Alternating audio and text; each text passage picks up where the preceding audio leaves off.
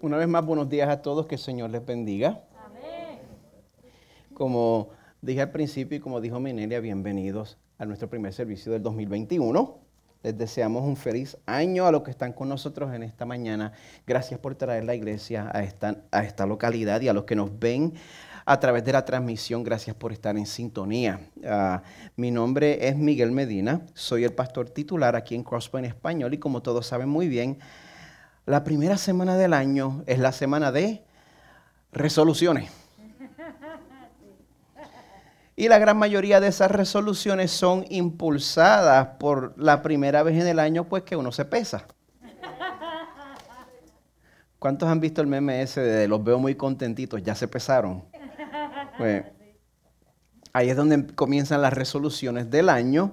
Uno se da cuenta del fruto que ha cosechado de todos los desastres que hizo durante la temporada navideña. Y bueno, si no es el número en la báscula, pues es que los pantalones no cierran. Sea cual sea la motivación, la gran mayoría de las resoluciones de Año Nuevo tienen que ver con bajar de peso. Pues yo estoy aquí para dejarles saber que en el Año Nuevo se pueden hacer otros tipos de resoluciones. Muy bien. Por ejemplo, este año usted le puede comprar a su pastor la guitarra de su sueño. Amén. Ni un amén. Bueno, hablando en serio, su resolución este año puede ser servir a su iglesia local y estar presente en ella.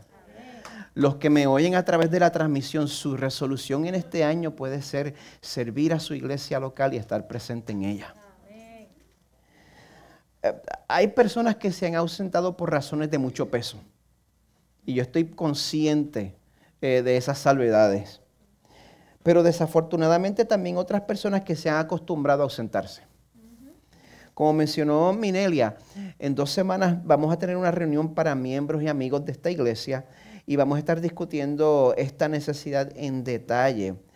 Pero si usted quiere saber la manera más fácil de ser una bendición para los líderes y para las personas que se están amaneciendo y están llegando aquí temprano para servir en esta iglesia y tener todo esto aquí preparado, si usted quiere ser una bendición para ellos, asista, sirva fiel y consistentemente. Así es como usted los puede bendecir. Así es como usted los puede bendecir. Y yo sé que esto es algo que se ha hecho difícil en estos tiempos de pandemia. Yo me doy cuenta de eso. Aquí en la Florida hemos encontrado que a pesar de las libertades que hemos disfrutado comparado a otros estados, el periodo cuando pasamos esa cuarentena obligatoria en marzo, donde no nos pudimos congregar, pues eso resultó en que muchas personas que asistían a la iglesia con regularidad en el pasado, lo dejaron de hacer. Un fenómeno bien triste e interesante a la vez. Y eso significó que cuando nosotros comenzamos a congregarnos otra vez, cuando estábamos en la YMCA, llegamos y solo contábamos con una fracción de los voluntarios que teníamos. Teníamos la misma cantidad de trabajo y solo una fracción de voluntarios. Y esta situación no se dio solamente en Crosspoint Español. Esa fue una de las situaciones que impulsó la necesidad de esta mudanza. La mayoría de los pastores nos hemos encontrado en la necesidad de animar a gran parte de nuestras iglesias a reintegrarse y a perseverar. Y bueno, ya que les menciono esa palabra, perseverar.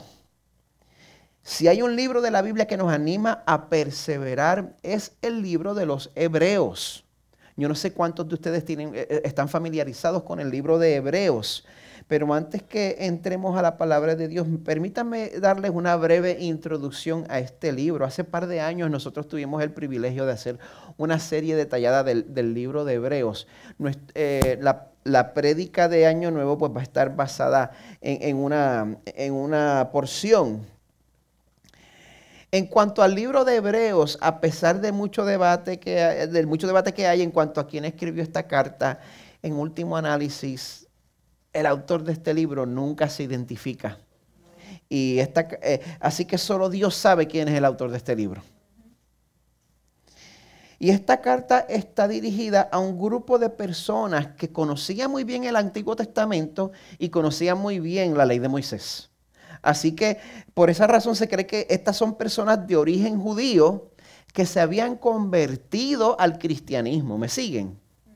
La carta está dirigida a personas de origen judío que se habían convertido al cristianismo. Estaba sucediendo eso mucho durante el primer siglo. Aparentemente, en este grupo de creyentes de origen judío, ahora cristianos, pues dentro de este grupo de creyentes habían personas que se sentían tentadas a abandonar su fe en Jesús, posiblemente porque estaban siendo perseguidos por su fe y también por una razón bien interesante, porque la fe judía que ellos habían dejado atrás, aunque ellos habían dejado esa fe atrás, esa fe seguía siendo parte de su cultura. Y yo creo que nosotros como latinos quizás no podemos identificar con eso, especialmente los que se criaron dentro de la fe católica romana. Quizá usted ahora es protestante, pero usted se da cuenta cómo el catolicismo romano es parte de la cultura latina. Pues, ¿qué sucede? Para los judíos que se habían convertido al cristianismo, la fe judía que habían dejado atrás tenía muchos elementos visuales de ritos y ceremonias, como lo tiene el catolicismo romano. Pues, ¿qué sucede? Esos elementos rituales de ceremonias, de sacrificios, la ley ceremonial de Moisés, todas esas cosas ya no eran parte del cristianismo y ellos las echaban de menos. Eso no es descabellado. De hecho, vemos muchos cristianos que en sus iglesias integran esos elementos. Pues, ¿qué sucede? A lo largo de esta carta, lo que el autor exhorta a estos hebreos a que permanezcan fieles en su fe en Jesús. Los exhorta a perseverar. Pues esa exhortación toma lugar, él lo hace construyendo una muralla de argumentos. Primero hace una zapata, hace un firmamento y entonces construye ahí un hogar entero. Hace una muralla de argumentos uno por uno, por uno, por uno. Es bien interesante si usted lee el libro entero. Se lo voy a resumir, abuelo de pájaro. Los argumentos dicen así: Jesús es superior. Es lo que dice el libro de Hebreos básicamente. Jesús es superior. Es superior a todas las tradiciones, es superior a todas las figuras que ustedes tanto veneran. Jesús es superior a los ángeles. Jesús es superior a Moisés. Jesús es inclusive superior a todos los sacrificios que se daban en el templo. Todo eso, pues por supuesto, suena bien elevado, bien teológico, y por esa razón es justo que usted se pregunte, ¿y qué? ¿Qué tiene eso que ver conmigo ahora? ¿Cómo me va a motivar eso a mí a servir? ¿Qué tiene que ver eso conmigo ahora mismo? ¿Qué importancia tiene esa información para mi vida? Cuando decimos que Jesús es superior, ¿cómo es que eso me va a dar a mí un corazón que está dispuesto a volver a congregarse, que está dispuesto a servir en la iglesia y a perseverar en estos tiempos en que pues estar envuelto en la iglesia no es lo mismo que era antes? Antes veníamos pues y se podía tener ese calor humano, nos podíamos abrazar. Ahora pues no es lo mismo. ¿Cómo el hecho que Jesús es superior me impulsa a reintegrarme en la iglesia? Gracias por preguntar. Yo les propongo que en Hebreos 10, del 19 al 39, Jesús nos va a dar el tipo de confianza que se atreve a perseverar a pesar de cualquier problema. Ya sea de pandemia o de política. Así que bueno, como pueden ver, es Hebreos 10, del 19 al 39. Voy a estar cubriendo 20 versículos, así que no se preocupe, yo lo voy a leer mientras predico, pero primero les voy a pedir que se unan a mí en oración. ¿Bien? Señor, ¿cuánto te necesitamos? ¿Cuánto te necesito ahora, Señor? No hay cantidad de preparación que sea sustituto para tu Espíritu Santo. Lo necesito, Señor. Ayúdame. Guía mis palabras. Guía mi corazón. Dame un corazón pastoral a través de esta predicación. Y ayúdame a exponer correctamente lo que dice tu palabra, Señor. A no hablar mis prejuicios. Ayúdame, Señor, a hablar con humildad. Y motiva nuestros corazones, Señor, a vivir para ti a través de tu palabra. Confiamos en que tu Espíritu Santo lo va a hacer. En el nombre de Jesús. Amén. Por muchos años, ustedes nos han honrado a nuestra familia, regalándonos tarjetas de regalo pues, para varios restaurantes. A nosotros pues nos gusta mucho cuando hacen eso. Pues, ¿para qué le voy a mentir? Es un tiempo de confesiones. Tengo que confesarle algo, eso no es ladrillo de verdad.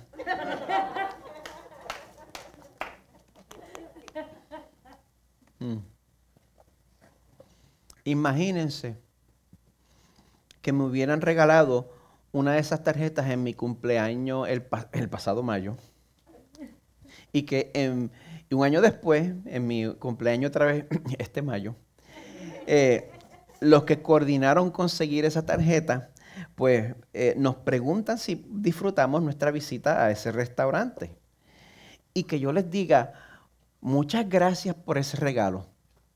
Aprecio mucho que me hayan regalado esa tarjeta, pero sabes que cuando llegué allí en mi corazón yo creí que esa tarjeta no iba.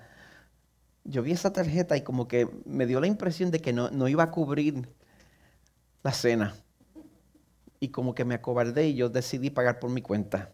Así que como no quería meterme en problemas, pues pagué yo siempre, pero aquí la tienes, muchas gracias. Número 1, eso está medio raro. Número 2, ¿ustedes creen que las personas que pasaron la molestia de juntar el dinero y de conseguir la tarjeta van a apreciar lo que yo hice? Esas personas se van a sentir despreciadas, con buena razón. Y lo más probable es que no vuelvan a tomarse esa molestia en el futuro. Porque no importa de qué país uno sea, despreciar un regalo es una falta de respeto. Especialmente cuando ese regalo que se desprecia viene de parte de Dios. Por ejemplo, el regalo más grande que nosotros hemos recibido es el regalo de la salvación, el regalo de la expiación de nuestros pecados a través de la muerte de Jesús. Porque si usted no lo sabía, para que el Señor lo acepte a usted, Él tuvo que matar a su hijo. Esa es la única manera en la cual el Señor lo acepta a usted. No porque usted es lindo, no porque me bañé y me peiné hoy. El Señor nos acepta porque para cubrir nuestro pecado, Jesús tuvo que morir y sufrir en la cruz primero. Y nos ofrece entonces esa salvación que fue comprada a precio de sangre. Pero si nosotros entonces en nuestra mente pensamos que eso no es suficiente para cubrir todo nuestro pecado, y digo, bueno, hoy siento que lo que hice hoy es más de lo que Jesús cubrió en la cruz, así que yo voy a hacer algo más para complementar lo que hizo Jesús en la cruz. Eso es un desprecio al regalo del Señor. Y cuando nosotros no creemos que lo que Jesús hizo por nosotros es suficiente, sígame, porque esto se pone complicado. Y si usted lo sigue, vale la pena. Cuando nosotros no creemos que lo que hizo Jesús por nosotros en la cruz es suficiente. ¿Suficiente para qué? Suficiente para que Dios nos acepte para siempre, sin cambiar de parecer. El sacrificio de Jesús en su lugar es suficiente para que Dios lo acepte para siempre, para que cubra todos sus pecados pasados, presentes y futuros. Y si nosotros creemos que la sangre de Jesús no es suficiente y nosotros tratamos de pagar el precio de nuestra salvación por nuestra propia cuenta, el resultado va a ser que, número 1, cuando inevitablemente fallemos, porque va a pasar, nos vamos a desanimar. O vamos a estar bien animados mientras nos vaya bien y nos vamos a sentir muy superiores a otras personas. Pero cuando metamos la pata, nos vamos a desanimar. Dios va a tomar ese desprecio en serio Y si somos de Él, nos va a disciplinar para que se nos quite esa mala costumbre. Por eso Dios tiene un llamado a nosotros en esta mañana. Dios quiere que nosotros recibamos ese regalo y que nos aprovechemos de ese regalo. El llamado de Dios para que nosotros podamos servir aquí en la iglesia. El llamado no es apriétese el cinturón y empiece a ir a la iglesia, empiece a ofrendar, empiece a hacer el trabajo voluntario que hace falta. No, porque Dios no quiere que usted esté sirviendo con las muelas de atrás. Dios quiere que usted esté sirviendo con alegría, servir a Jehová con alegría, venir ante su presencia con regocijo. Dios desea de nosotros la obediencia que procede de un corazón que se desborda de agradecimiento por el regalo que ha recibido. Porque usted no engaña a Dios cuando solo lo obedece externamente. Él se da cuenta, Él conoce su corazón. Dios no quiere que usted solamente cambie su conducta de manera superficial. Él no se conforma. Es como si mi esposa me dijera, bueno, mañana del lunes en adelante solo te voy a tomar de la mano. Y ese es el único afecto que te voy a dar de ahora en adelante, por el resto de nuestra vida. Yo te amo, pero solo te voy a tomar de la mano.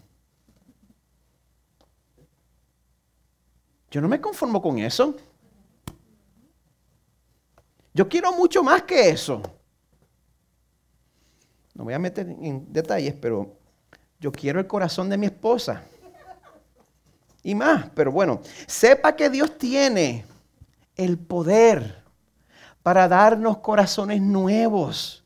Dios tiene el poder para darnos esos corazones agradecidos, corazones que desean congregarse, corazones que desean dedicar sus vidas a servirle a Él y servirle a su pueblo. Él nos puede transformar. Si usted es una persona que está en la apatía y está como que el Señor lo puede transformar a usted. Él tiene ese poder. Y los que estamos aquí ahora sirviendo al Señor con gozo, no lo estamos haciendo porque esa es nuestra personalidad, no lo estamos haciendo porque esa es nuestra ética de trabajo, porque el Señor nos ha transformado. Carmen no era así cuando yo la conocí. El Señor ha hecho una gran obra de transformación en ella. Pues para que nosotros verdaderamente podamos tener esos corazones, hay que empezar desde el principio. Hay que empezar desde el manantial del río, desde la fuente. Por esa razón, para que nuestros corazones puedan ser transformados, el llamado de Dios para nosotros en este pasaje para este año nuevo es el siguiente. Descansa en los beneficios de la gracia del Señor. Descansa. Pues, ¿quieres memorizarte los beneficios de la gracia del Señor? Pues memorízatelos. ¿Quieres estudiarlos? Estúdialos. Pero no dejes de descansar en los beneficios de esa gracia. Porque cuando nosotros queremos jugar ese jueguito que nos gusta jugar de naturaleza, de tratar de agradar a Dios con nuestros esfuerzos, pues eso, pues cuando, como les dije, cuando nos va bien, nos sentimos superiores a todos los demás. Pero cuando llega el día en que mi familia por fin me colma la paciencia y yo los pongo a todos como chupa, porque ese día llega. Y ese día siempre es domingo por la mañana. Antes de yo tener que predicar, antes de yo tener que ministrar. Llego aquí con una pelea reciente. O cuando llegas a tu casa del trabajo estresado y nadie te hace caso. Pues y pecas en contra de tu familia de alguna manera o de otra. Pues ¿qué sucede? Ese invento de tratar de agradar a Dios con nuestros esfuerzos, eso se convierte en un peso aplastante que te quita el ánimo. Mata nuestro sentido de comunidad también. ¿Saben por qué? Porque entonces cuando no nos está yendo bien, no queremos que nadie nos vea. Empezamos a guardar distancia, no queremos que nadie nos vea en medio de nuestro pecado, pues cuando nos vemos tan feos y nos sentimos tan sucios. Yo quiero que la gente me vea cuando me está yendo bien. Pero amada iglesia, lo que tenemos a través de Jesús es un acceso al favor de Dios que no depende de nuestro desempeño. ¿Usted se da cuenta de eso? Que el acceso que usted tiene al favor de Dios no depende de su desempeño. Es una fuente, y eso es una fuente de ánimo que nunca va a cambiar. Eso es lo que vamos a encontrar a lo largo de Hebreos 10, 19 al 39. Mi versión de la Nueva Biblia de las Américas llama a este pasaje exhortación a la perseverancia. Pero este pasaje no nos está llamando a perseverar, a confiar en nuestra iniciativa, a confiar en nuestra disciplina, a confiar en nuestra ética de trabajo. Este pasaje nos está llamando a perseverar en nuestro descanso. Así como lo oye. Porque todo el trabajo que se necesita para que Dios nos acepte fue completado por Jesús. 100%. No hay necesidad de añadir a ese trabajo, porque lo que Cristo ha completado ya está verdaderamente completo, amada iglesia. Pues el autor de Hebreos nos presenta ese postulado a través de 5 puntos. Primero que nada nos habla de una confianza que convence. Si usted lee Hebreos desde el principio, pues usted se va a dar cuenta del tema del autor. Él está repitiendo algo que ha dicho una y otra vez a través del libro. Le está diciendo a las personas a quienes le escribe, le dice, ustedes se sienten tentados a volver al judaísmo, a ustedes le hacen falta todos los ritos, todas las ceremonias, todos los sacrificios, todas las sotanas, todos los shofares, todas esas cosas. Pero toda esa pompa, todo ese espectáculo, todas esas ceremonias, Dios las tuvo ahí por un tiempo con un propósito. Y el propósito es que cuando usted llegara al atrio del tabernáculo y se encontrara esa estampa gráfica de un animal siendo degollado, que cuando usted oyera los gritos del animal, cuando usted oliera la sangre, cuando usted viera el fuego, cuando usted viera el humo, cuando el propósito de todo ese shock a tus sentidos es que te des cuenta que Dios toma el pecado en serio. Dios no lo esconde. Dios toma el pecado en serio y el pecado tiene que ser juzgado. Pero todo eso es únicamente una representación. La sangre de una cabra, la sangre de un toro no quita tus pecados. Lo único que puede hacer eso es la vida, muerte y resurrección del Cordero perfecto y sin pecado, Jesús. Y ese sacrificio es el único que tiene el poder de quitar todos tus pecados pasados, presentes y futuros de una vez y para siempre. Amén. Y es eso lo que nos da la capacidad de presentarnos ante un Dios santo sin quedar pulverizados todos los días. Así que sabiendo eso, comenzamos en el verso 19. Sabiendo eso, pues puesto que tenemos confianza para entrar al lugar santísimo por la sangre de Jesús, por un camino nuevo y vivo que Él inauguró para nosotros por medio del velo, es decir, su carne. Espérate. Esa es la cosa del escritor de Hebreos. Rapidito pierde a uno. Es cuando uno trata de seguir a Carmen manejando. No está bien, perdona, te amo. Vamos, para que vayan conmigo. ¿Qué quiere decir el escritor de Hebreos cuando dice que nosotros, que Jesús, que la carne de Jesús es el velo a través del cual nosotros entramos al lugar santísimo? ¿Qué quiere decir eso? El lugar santísimo era un área del templo altamente restringida. Solo podía entrar el sumo sacerdote una vez al año para ofrecer sacrificio por el pueblo. Y esa área era altamente restringida porque ahí estaba la presencia de Dios y el que entraba sin respeto, Dios lo mataba. Para pasar al lugar santísimo había que pasar a través de un velo. Y el autor de Hebreos nos dice de una manera poética que el sacrificio de Jesús es el velo a través del cual nosotros ahora tenemos acceso directo a esa presencia de Dios del lugar santísimo. Usted y yo no tenemos que pertenecer a la tribu de Leví. Podemos estar directamente ante la presencia del Señor. El velo es nuestro Salvador. Pues ya que tenemos ese acceso, verso 21, y puesto que tenemos un gran sacerdote sobre la casa de Dios, ¿quién es ese gran sacerdote? Cristo, así es. Sabiendo que todas estas cosas se necesitan para que nosotros podamos comparecer ante la presencia del Dios que vive en luz inaccesible. Comprenda, usted no se puede presentar así nada más delante de la presencia del Señor. Usted es pecador, usted es pecadora. Para que nosotros nos presentemos delante de un Dios puro, tiene que haber un tipo de expiación. Nuestro pecado necesita ser expiado. Se necesita satisfacción para que el Señor nos reciba sin juzgarnos. Si yo tengo un perrito, ¿quién tiene un perrito chiquito aquí? Ok.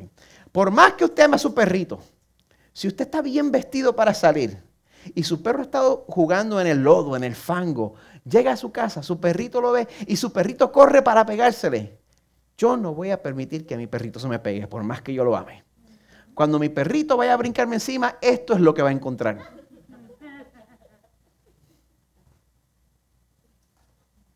Dios es santo, Dios es puro. Para que nosotros nos presentemos en la presencia de Él, hace falta un sacrificio. Sin derramamiento de sangre no hay perdón de pecado.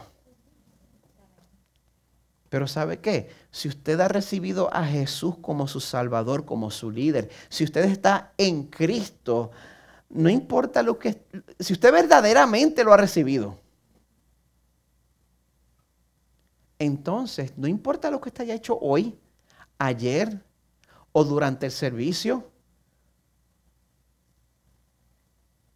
todo lo que usted necesita para presentarse ante el Padre ya fue cubierto. Ya fue cubierto cuando el único santo inocente Jesús fue asesinado injustamente en la cruz. Así que ya que Jesús trazó ese camino para nosotros y ya que Él es nuestro mediador ante el Padre, entonces el autor de Hebreos nos exhorta a todos nosotros diciéndonos en el principio del verso 22, acerquémonos. No desprecies el regalo, ya que tienes el acceso, ya que Dios ha hecho eso disponible a ti a un gran precio. Úsalo. Acerquémonos y acerquémonos con corazón sincero. No vengas a hacerte salturrón. No hay necesidad de negar ni de esconder el pecado en nuestros corazones. Si decimos que no tenemos pecado, estamos llamando a Dios mentiroso, primera de Juan 1. Dice, acerquémonos con corazón sincero, en plena certidumbre de fe, completamente seguros. A pesar del pecado podemos estar completamente confiados de que nuestro corazón ha sido, como dice, purificado de mala conciencia y nuestro cuerpo lavado con agua pura. Ese es el efecto de confiar en Jesús. Usted no ha hecho nada para ganarse ese estatus.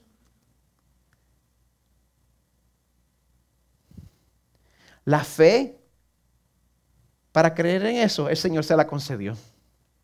No es que usted es más inteligente que nadie.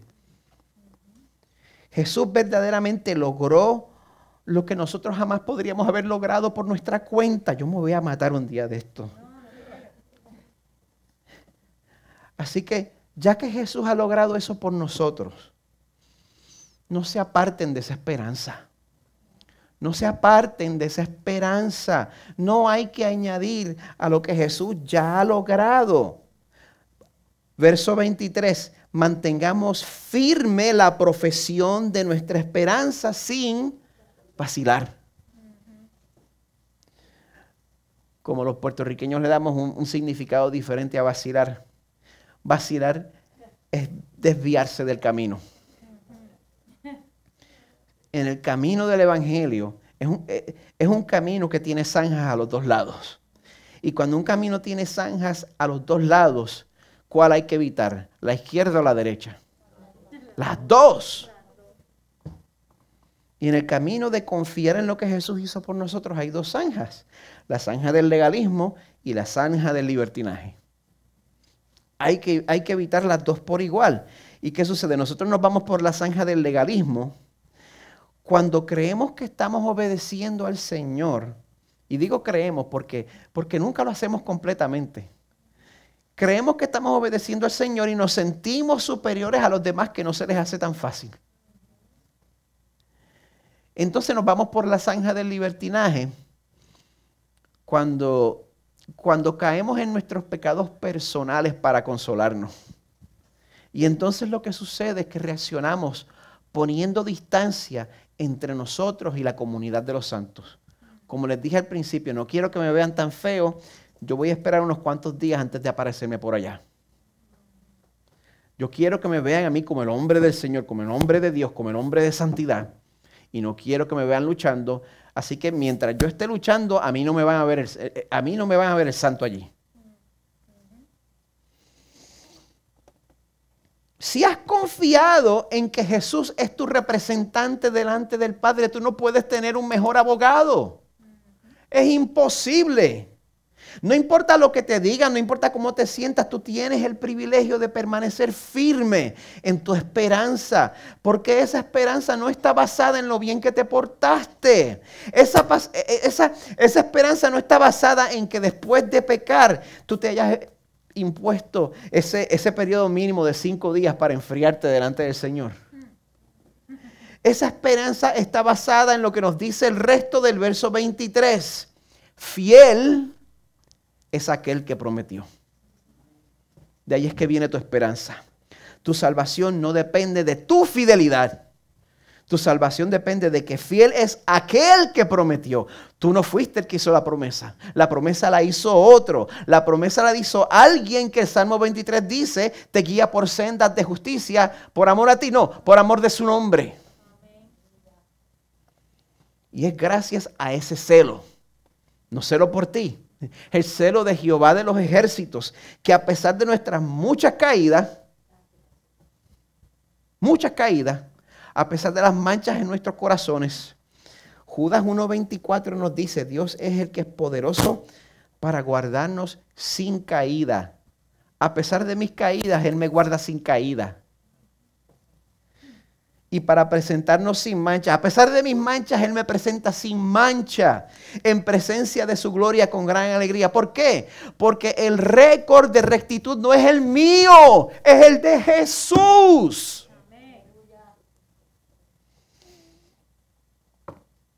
Cuando todos atesoramos esa verdad en nuestros corazones, entonces la iglesia cambia.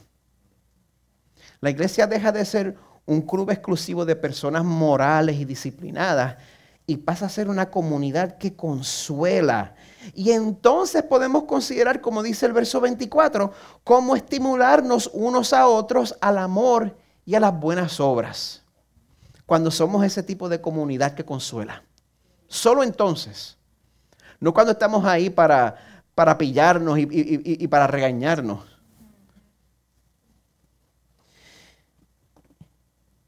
Y considerar cómo estimularnos unos a otros al amor y a las buenas obras, pues eso significa más que nada,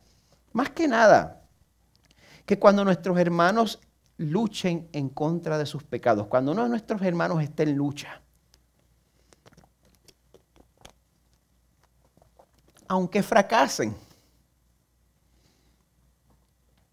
si no se han alejado de la comunidad de los santos, y eso sí que es un regalo.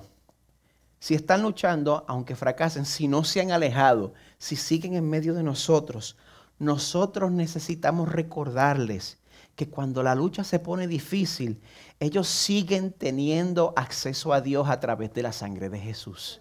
El acceso a Dios no ha cesado porque usted esté luchando con el pecado. ¿Usted me oyó? El que me está viendo en su casa, el acceso a Dios no ha cesado porque usted esté luchando contra el pecado. No le preste atención a lo que las otras personas le estén diciendo.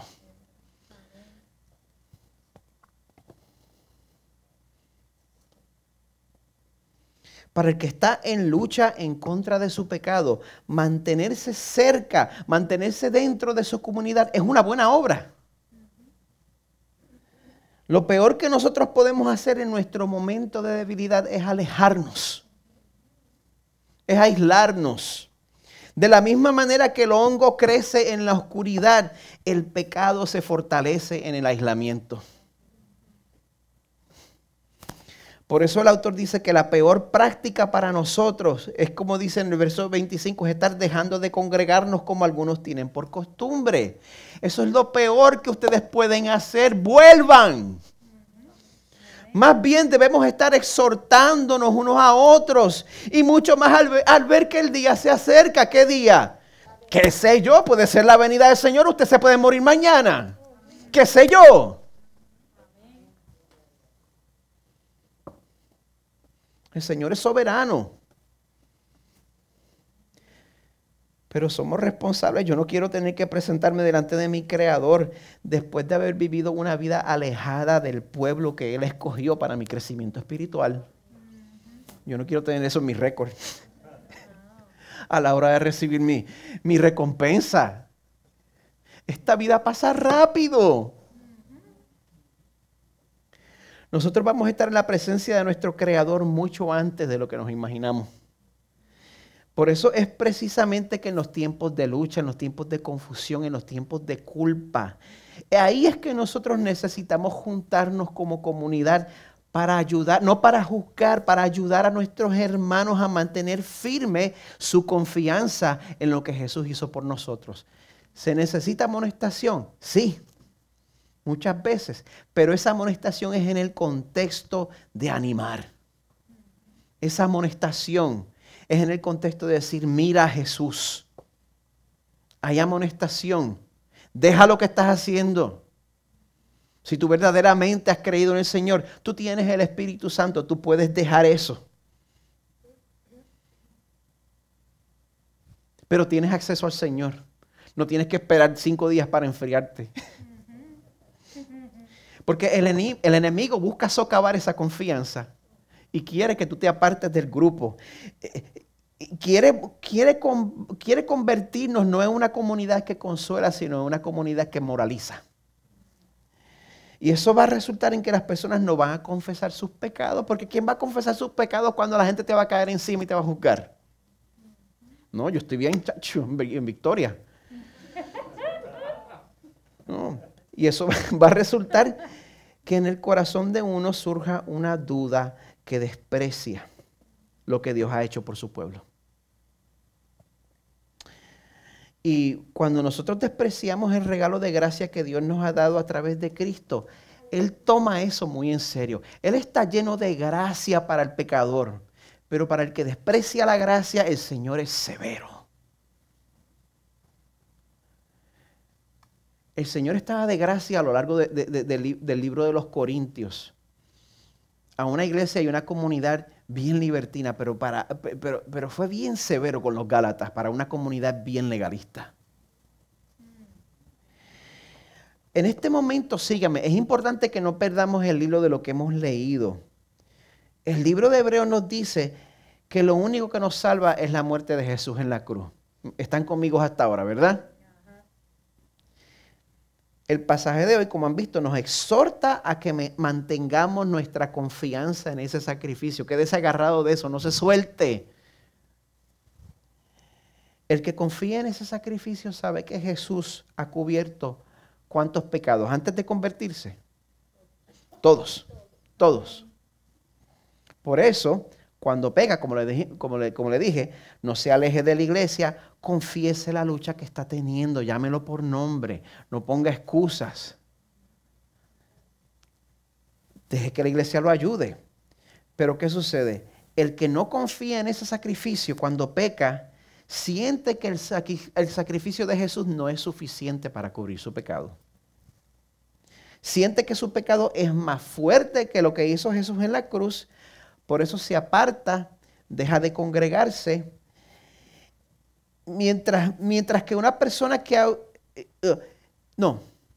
¿Y qué sucede? Cuando una persona que ha oído el Evangelio insiste en dudar de la efectividad de la sangre de Cristo, eso es lo que el verso 26 llama pecar deliberadamente después de haber recibido el conocimiento de la verdad. Esto se los digo con mucho cuidado, con mucha precaución, porque muchas personas han interpretado esta sección de maneras diferentes eh, y yo estudiando esto, pues he llegado a conclusiones diferentes que otros maestros y teólogos a quienes admiro, que llevan más tiempo en el Señor que yo, que tienen más estudios que yo, y estoy hablando de doctorados de verdad, no estoy hablando de los doctorados que uno manda a buscar no, estoy hablando de gente que se ha quemado las pestañas de verdad. Estoy hablando de gente que han tenido ministerios de verdad de una vida entera y se han retirado sin escándalos.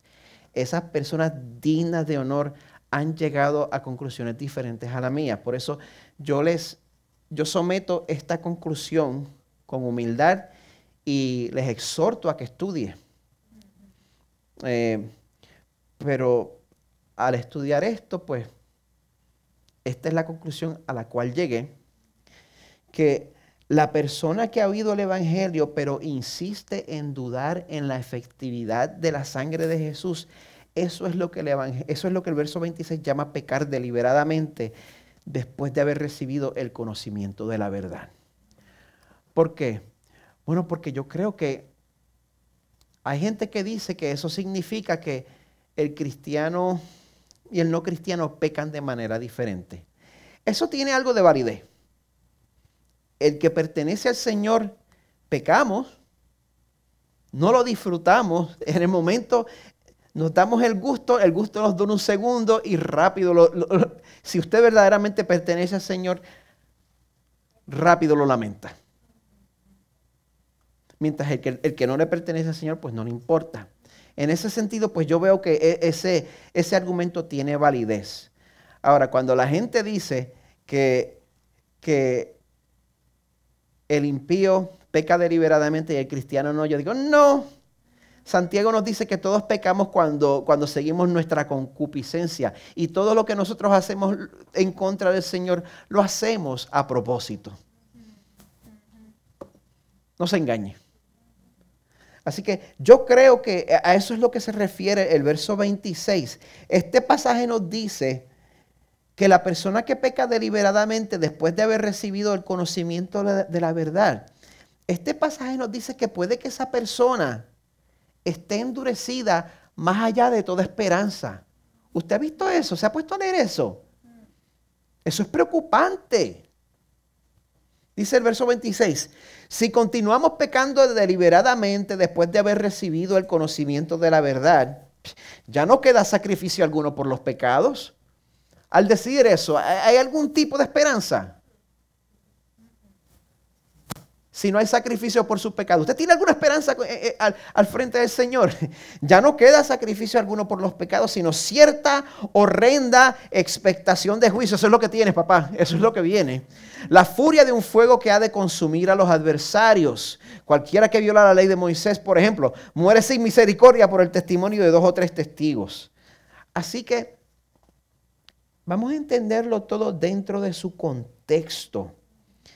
Ese pecado deliberado, el cual garantiza un juicio del cual no hay marcha atrás, es el pecado de creer que cuando Dios nos dice que la sangre de Jesucristo nos limpia de todo pecado, que Dios está mintiendo.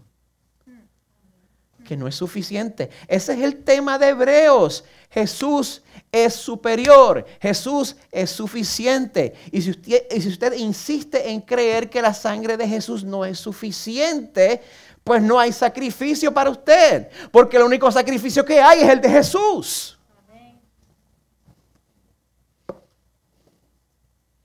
Si no confías en que la justicia de Jesús es suficiente para cubrir todos tus pecados, estás en un lugar peligroso. Verso 29. ¿Cuánto mayor castigo piensan ustedes que merecerá el que ha pisoteado bajo sus pies al Hijo de Jesús y ha tenido por inmunda? El original griego es común. Ha tenido por común la sangre del pacto por la cual fue santificado y ha ultrajado el Espíritu de gracia. El problema es ver algo que es completamente inusual y fuera de serie. La sangre de Jesucristo que le limpia de todo pecado y usted tratarla como común. Conocemos a aquel que dijo, verso 30, mía es la venganza, yo pagaré. Otra vez, el Señor juzgará a su pueblo.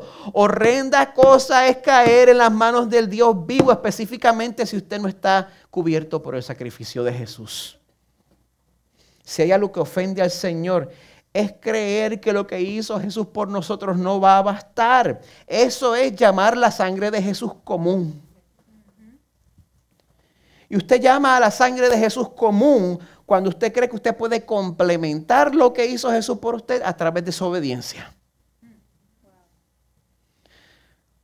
¿Cómo vemos eso? Un buen ejemplo es cuando usted se aparece en la iglesia solo cuando siente que no tiene cargo de conciencia.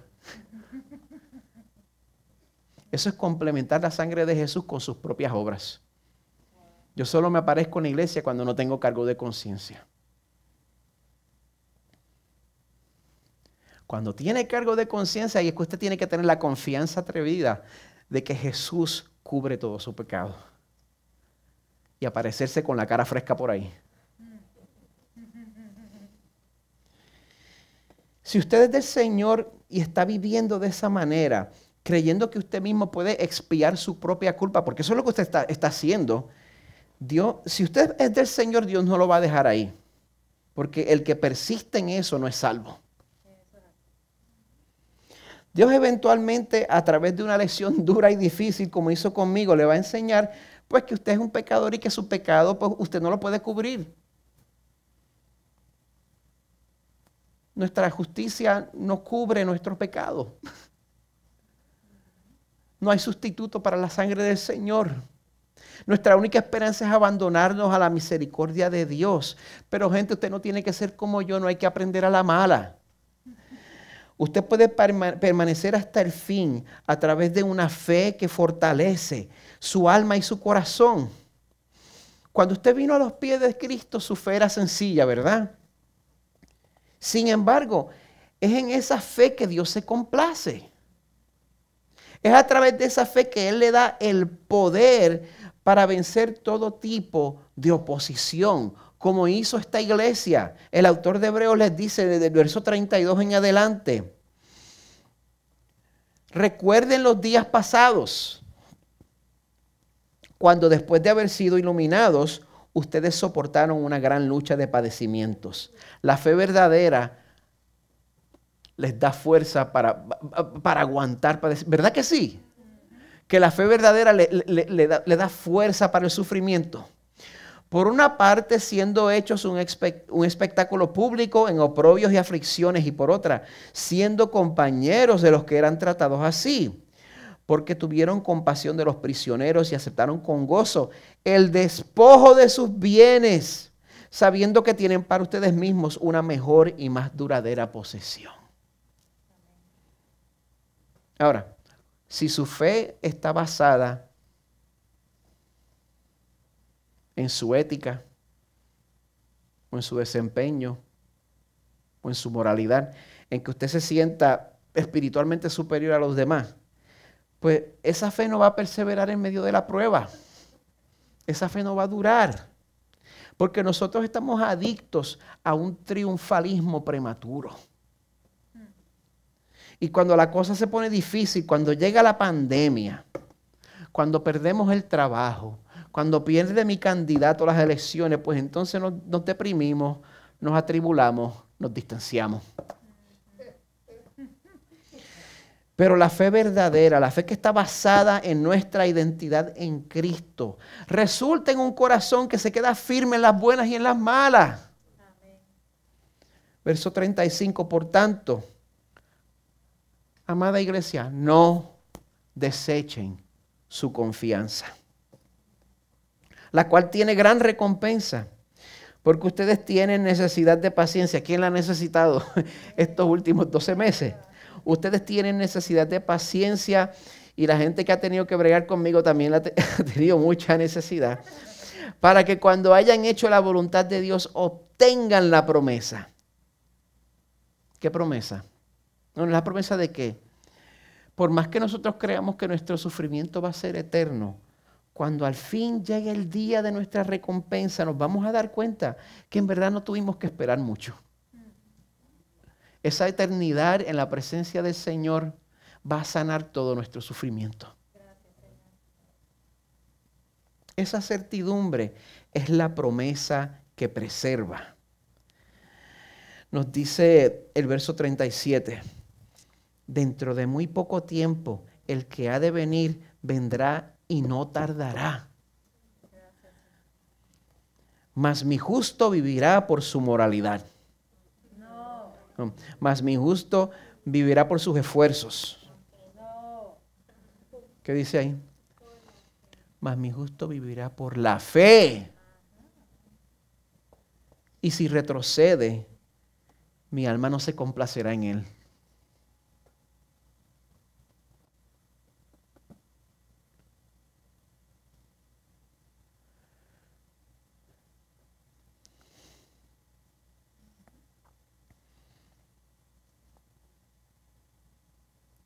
Yo no sé cuántas personas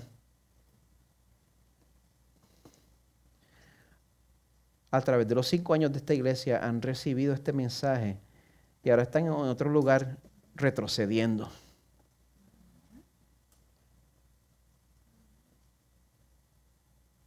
Y no es que estén en otra iglesia, es que están en otra iglesia dando marcha atrás, rechazando este evangelio y confiando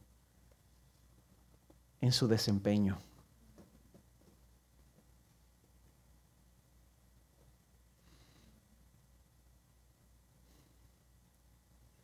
Nosotros no podemos ser de eso. Tenemos que ser los del verso 39. Nosotros no somos de los que retroceden para perdición, sino de los que tienen fe para la preservación del alma. Esa fe no es suya, esa fe será del Señor. Y esa alma es preservada, no es gracias a usted, no es gracias a mí. Nosotros no tenemos el poder para vencer a nuestros enemigos. No podemos vencer a Satanás, no podemos vencer al mundo, yo no puedo vencer a mi carne. Pero ¿sabe qué? El Salmo 24 nos dice que de Jehová es la tierra y su plenitud, el mundo y los que en él habitan. Así que en este tiempo de volver a congregarse, tengan en mente el poder de su Salvador. Yo les invito a que adopten una confianza atrevida en su Salvador. A que adopten una confianza atrevida en lo que Él logró en la cruz en nuestro lugar. Ya que solamente su obra es efectiva, solamente su obra es suficiente, solamente su obra es irreemplazable. Amada iglesia, descansen en los beneficios de la gracia del Señor. Voy a cerrar con las palabras de un buen amigo, el pastor y mentor Chan Kilgore. Jesús es suficiente. Jesús es más que suficiente. Descansa. Vamos a celebrar ese descanso participando en el sacramento de la comunión. Así que voy a invitar al equipo de adoración que pase al frente una vez más.